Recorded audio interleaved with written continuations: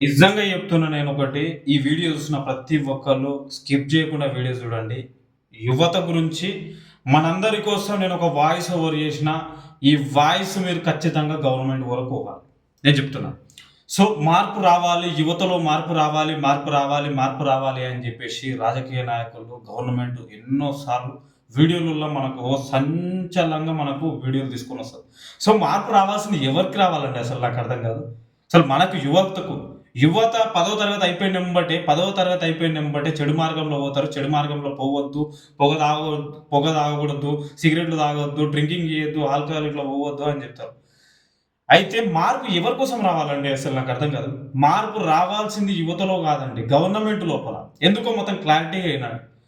So, చాలామంది యువత పైసలు లేక, డబ్బులు లేక, వాళ్ళ అమ్మా నాన్న కుటుంబ పరిస్థితులు మంచిగా లేక 10వ తరగతి అయిపోయినెంబటే ఏదో ఒక పని చేసుకుంటా తాగుడుకు అలవాటు చేసుకుంటున్నారు.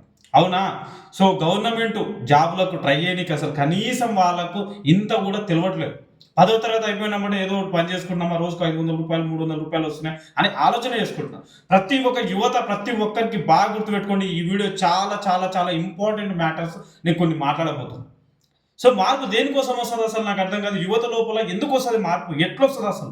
మార్పు అంటే అసలు ఏదో నాకు అర్థం అవ్వట్లేదు. సో, మార్పు రావాల్సింది నేనొక సవాలు విసురుతున్నా. రాష్ట్ర ప్రభుత్వానికి కావచ్చు, కేంద్ర ప్రభుత్వానికి నేనొక సవాలు విసురుతున్నా. ఆ సవాలుని మీరు ఒక్కవేళ నా వీడియో ఆడి వరకు వస్తే మాత్రం ఖచ్చితంగా ఎదుర్కోవాలి. ఎందుకంటే నేను కూడా ఒక యువతలాగా నేను ఈరోజు మాట్లాడుతున్నా. ఎందుకంటే జాబులు ప్రతి ఒక్కళ్ళు జాబులు కావాలి. సో, ఈ జాబ్ నేను టీచర్ కావాలి, లాయర్ కావాలి, సంథింగ్ నేను బిజినెస్ మ్యాన్ కావాలి, డాక్టర్ కావాలి అని చెప్తారు. కానీ పేదోడికి అది సాధ్యం కాదండి. ఎందుకంటే పేదవాడికి అది సాధ్యం కాదు. పేదవాడు ఒకే ఒక్కటి ఫాలో అయ్యే జాబ్ ఏదైనా ఉంది అంటే మాత్రం ఇండియన్ ఆర్మీ. అసోంటి దాంట్లో యువత కోసము సంవత్సరానికి ప్రతి విలేజ్ నుంచి, పల్లెటూరు నుంచి ఒక 10 మంది 10వ తరగతి అయిపోతది. అటువంటోళ్ళకు అసలు కేంద్ర ప్రభుత్వంలో జాబులు ఏమున్నాయి, అవగాహన సదస్సు అనేటివి ఏర్పాటు చేయాలి. పల్లెటూరు వరకు రావాలి. అసలు మా ఊర్లో ఇప్పటికి ఎస్ఎస్‌సి, జీడీ కానిస్టేబుల్ అంటే ఏందో తెలవదు. నేను చెప్తున్నా కదా! ఎస్ఎస్‌సి, జీడీ కానిస్టేబుల్ అంటే 5 సంవత్సరాల కింద వరకు ఎవరికీ తెలవదు అసలు. ఇది ఉంటదా? సీఐఎస్ఎఫ్ ట్రై చేయొచ్చు, సీఆర్‌పీఎఫ్, సీఐఎస్ఎఫ్, బీఎస్ఎఫ్, ఎస్ఎస్ఎఫ్ వీటన్నింటికి రెడీ కావచ్చు. ఇన్ని జాబ్‌లు ఉంటాయి సెంట్రల్‌లో అని ఎవరికి తెలవదండి. నేను చెప్తున్నా, కేంద్ర ప్రభుత్వం కావచ్చు, రాష్ట్ర ప్రభుత్వం కావచ్చు, నేను చెప్తున్నా ప్రతి ఒక్క పేదవాడు కొట్టే జాబ్ ఏదన్నా ఉంది అంటే ప్రతి ఒక్క సోల్జర్ ఖచ్చితంగా పేదవాడండి. మన భారతదేశానికి ఆర్మీ యొక్క సోల్జరు చాలా అంటే చాలా పేదవాడండి. ఎందుకంటే డాక్టర్ కాలేడే. డాక్టర్ కాలేడు కదా! కోచింగ్ సెంటర్స్‌కి డబ్బులు పెట్టి పోలేడు కదా! చదువుకోలేడు కదా! ఎంబీబీఎస్‌లు చేయలేడు కదా!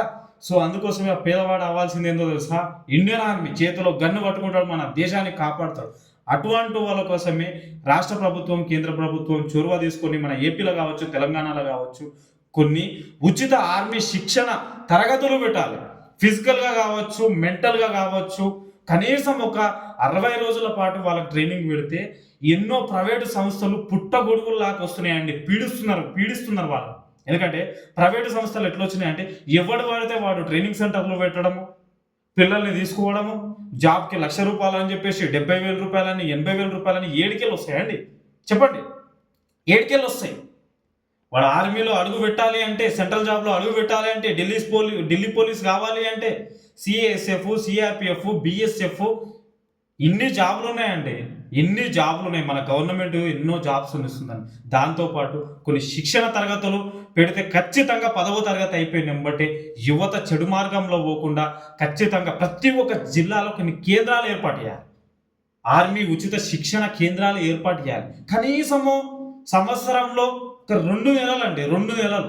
ఒక 60 రోజుల వరకు ఒకవేళ గనుక ఏర్పాటు చేస్తే ప్రతి ఒక్కళ్ళు దాన్ని సద్వినియోగం చేసుకుంటారు. ఖచ్చితంగా చేసుకుంటారు. ప్రతి వరకు పోవాలి. ప్రతి మండలానికి పోవాలి. పల్లెటూరుకి పోవాలి. ఖచ్చితంగా పోతే వాళ్ళు యూజ్ చేసుకుంటారు. గవర్నమెంట్ గిసోటి దాంట్ల మీద ఫోకస్ చేయాలి. ఎందుకంటే ఒక్క పర్సన్ గనక ఒకవేళ గనక ఆర్మీ జాబ్ కొట్టిండనుకో, సెంట్రల్ జాబ్ కొట్టిండనుకో, వాడి ఫ్యామిలీ కాదు, వాడి ఇంటి పక్కన ఉన్న 5, 6 మంది మార్పు చెందుతారు. ఒక్కడి వల్ల కనీసం ఒక 5, 6 ఫ్యామిలీస్ చేంజ్ అయిపోతారు.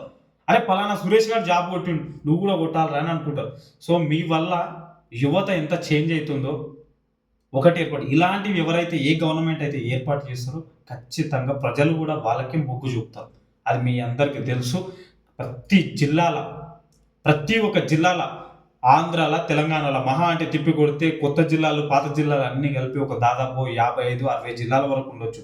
ఇటువంటి జిల్లా కేంద్రాలలో పోనీ కొత్త జిల్లాలలో కాకుండా కానీ పాత జిల్లాలలోనే ఇలాంటి కేంద్రాలు ఏర్పాటు చేసి ఉచిత శిక్షణ తరగతులు ఏర్పాటు చేసి ప్రతి ఒక్కరికి జీవిత విలువ అంటేది ఏందో నేర్పించి వాళ్ళకి ఇలాంటివి చేస్తే యువత ఒక డ్రగ్స్ మార్గంలో, సిగరెట్ మార్గంలో, ఆ డ్రింకింగ్ ఏదైతే ఆ మాఫియా మార్గంలో పోరండి. నిజంగా ప్రామిస్ చెప్తున్న పోరు. ఇలాంటివి మీరు ఖచ్చితంగా ఒకవేళ యువత మీద మీకు ప్రేమ ఉంటే, చిత్తశుద్ధి ఉంటే ఖచ్చితంగా ఇలాంటి తరగతులు పెట్టండి, వాళ్ళ ముందుకు తీసుకురండి. ఖచ్చితంగా జాబులు కొడతారు. జాబులు ఎవ్వరు వీళ్ళు కొట్టలేరు అనేది ఉంటుంది. గ్రామాలు గ్రామాలు కాదు, జిల్లాలు జిల్లాలు కాదు, రాష్ట్రాలు రాష్ట్రాలు కాదండి, దేశమే మారిపోతుంది. బాగా గుర్తుపెట్టుకోండి. ఖచ్చితంగా ఈ వీడియో ప్రతి ఒక్క పర్సన్ నచ్చితే లైక్ అండ్ షేర్, సబ్స్క్రైబ్ చేసుకొని ఒక 100 మందికి షేర్ చేయండి. కంటెంట్ ఉన్న వీడియో, దమ్మున్న వీడియో కాబట్టి ఖచ్చితంగా గవర్నమెంట్ వరకు పోవాలి. Thank you very much. Love you అందరికీ. జై జవాన్, జై కిసాన్.